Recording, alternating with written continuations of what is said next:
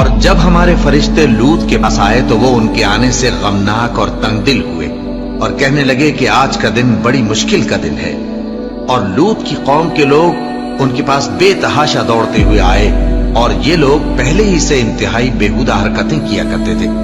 لوط نے کہا کہ اے بھائیو، یہ جو میری قوم کی لڑکیاں ہیں یہ تمہارے لیے جائز اور پاک ہیں، تو اللہ سے ڈرو اور میرے مہمانوں کے بارے میں مجھے بے آبرو نہ کرو۔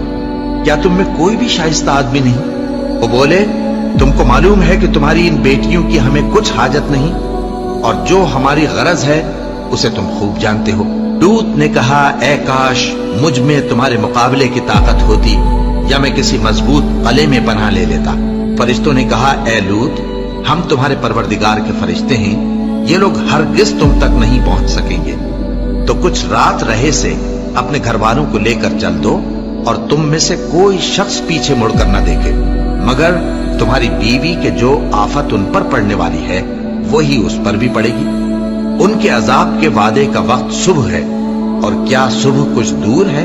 پھر جب ہمارا حکم آیا، ہم نے اس بستی کو الٹ کر نیچے اوپر کر دیا، اور ان پر پتھر کی تہ بتہ کنکریاں برسائیں، جن پر تمہارے پروردگار کے ہاں سے نشان کیے ہوئے تھے، اور وہ بستی ان ظالموں سے کچھ دور نہیں۔